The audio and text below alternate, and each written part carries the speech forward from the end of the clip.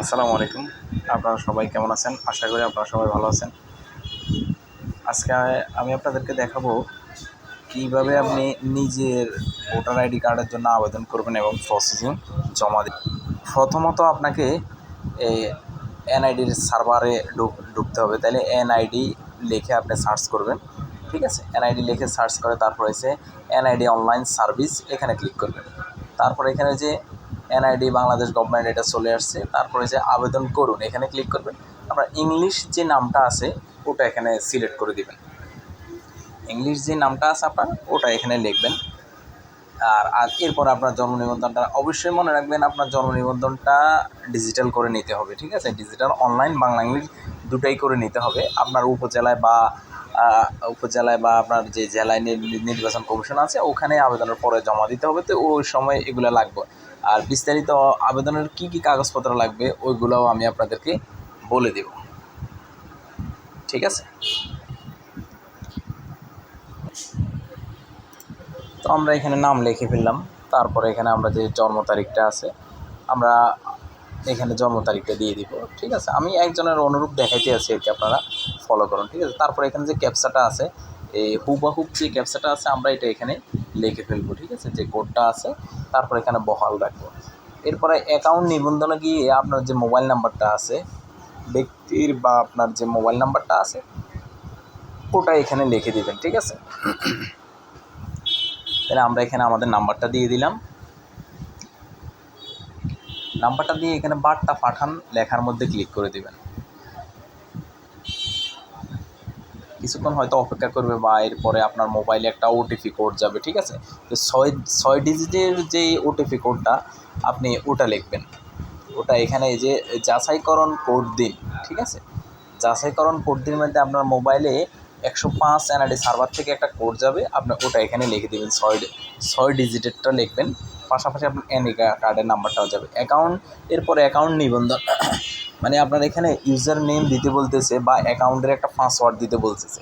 তো আপনি পাসওয়ার্ডটা কীভাবে দিলেন? আপনি আপনার নামটা পুরো দিয়ে দিলেন, কিছু শব্দ প্রথম বড় হাতের দিলেন, তারপর কিছু শব্দ ছোটো হাতের আর কিছু শব্দ সংখ্যা ব্যবহার করলেন, ঠিক আছে? এই পাসওয়ার্ডগুলো মূলত এইভাবে দিতে হবে। তবে ইউজার নেমের মধ্যে আপনি এই যে নাম আর কিছু সংখ্যা ব্যবহার করে দিলেন, আর পাসওয়ার্ডটাও সেমভাবে দিয়ে দিলেন। কিছু শব্দ বড় হাতের, কিছু শব্দ ছোটো হাতের, আর কিছু শব্দ আপনার ওই যে সংখ্যা দিয়ে দিলেন, ঠিক আছে? আমরা এইভাবে দিয়ে পাসওয়ার্ডটা এখানে সেট করে নিলাম। আপনি আশা করি ওই যে ইংলিশ বড় হাতের ছোটো হাতে মিলিয়ে দিলে ইনশাল্লাহ পাসওয়ার্ড সেট হয়ে যাবে। তারপর আমাদের মোটামুটি অ্যাকাউন্ট খোলা শেষ। এবার আমাদের প্রোফাইল তৈরি করতে হবে, ঠিক আছে? আমরা এখানে প্রোফাইলে ক্লিক করে দিলাম।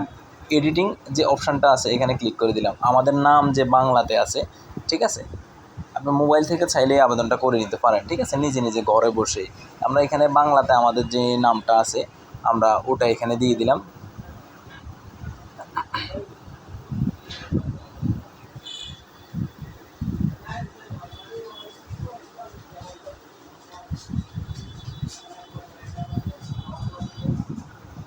আমি লিখে দিলাম। তারপরে এখানে আমাদের যে রক্ত গ্রুপ আছে ওটা সিলেক্ট করে দিলাম। লিঙ্গ যেটা আছে আমাদের ওটা আমরা সিলেক্ট করে দিলাম।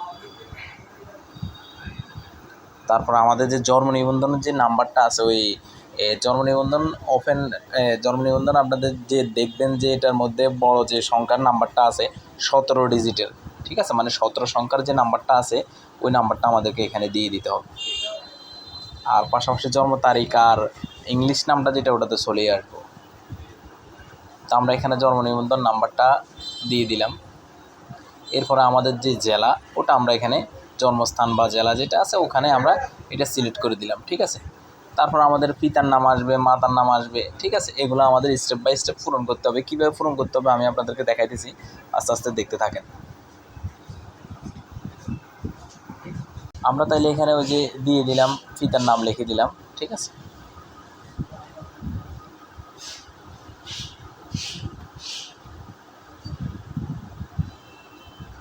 তারপর এখানে পিতার এনআইডি কার্ডের নাম্বার আমরা যদি ওটা থাকে, ঠিক আছে? ওটা আমরা এখানে লিখে দিব। পিতার এনআইডি কার্ডের নাম্বার অবশ্যই ওটা লিখে দেওয়া ভালো, তাহলে আপনার সার্ভারে আপনার পিতার এনআইডি কার্ডের তথ্য আপনার এনআইডি কার্ডের মধ্যে থাকবে, ঠিক আছে? এটা লিখে দিবেন, লিখে দেওয়া ভালো।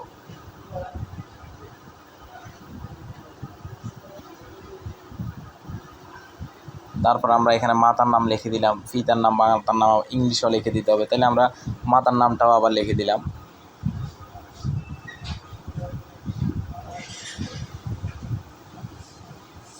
তারপর মাতার এনআইডি কার্ডের যে নাম্বারটা আছে, মাতার এনআইডি কার্ডের নাম্বারটাও আমরা এখানে লিখে দিলাম।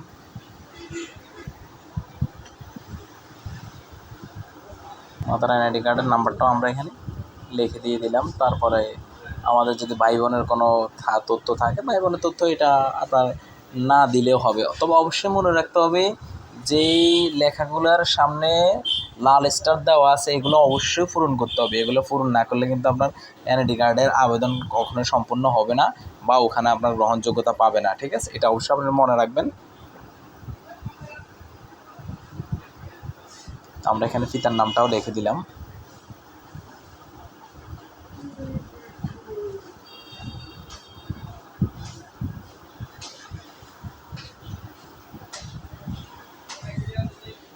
অবশ্যই তথ্যগুলো একবার ভালো করে মিল করে দেখবেন যাতে তথ্য কোনো প্রকার ভুল না হয়, ঠিক আছে?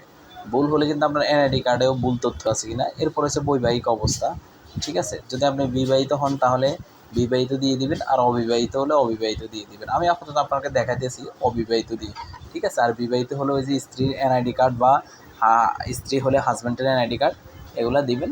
তারপর এখানে পরবর্তী স্টেপে ক্লিক করবেন। তারপর এখানে শিক্ষাগত যোগ্যতা কতটুকু দেওয়া, ঠিক আছে? আপনার যতটুকু আছে অতটুকুই দিবেন, ঠিক আছে? বাড়তি দেওয়ার প্রয়োজন নাই, আপনার যতটুকু আছে অতটুকু সনদ প্রদান করতে হবে তাইলে, ঠিক আছে?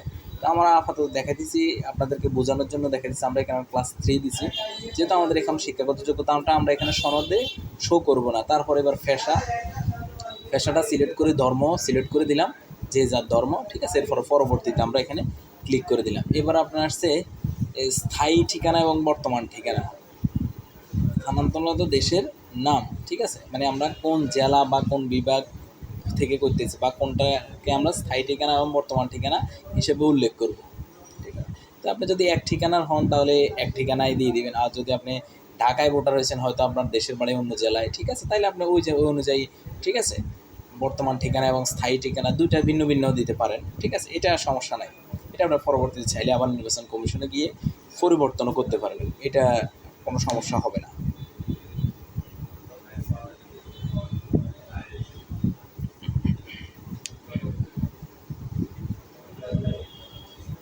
আর এই কাগজটার সাথে কোন কোন কাগজ জমা দিতে হবে আমি আপনাদেরকে অবশ্যই ওটা আমার ভিডিওর মধ্যে দিয়ে দিব, ঠিক আছে? কোন কোন কাগজ জমা দিতে আপনারা অবশ্যই এই কাগজগুলোর সাথে করে উপজেলা নির্বাচন অফিসে জমা করে দেবেন।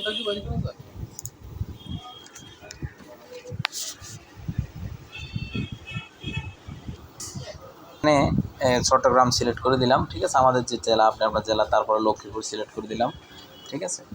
আপনার জেলা, এরপরে আপনার ওই যে গ্রাম, ঠিক আছে? গ্রাম মহল্লা, ঠিক আছে? অথবা আপনি যদি পৌরসভা এবং পৌরসভা সিটি কর্পোরেশন হলে সিটি কর্পোরেশন সিলেক্ট করবেন, ঠিক আছে? তবে অবশ্যই লাল স্টার দেওয়াগুলো বাধ্যতামূলক, আপনি এগুলো দিতেই হবে। গ্রাম এগুলো পূরণ করে দিয়ে তারপর পরবর্তী স্টেপে গেলে আপনার একটা ডাউনলোড কপি আসবে,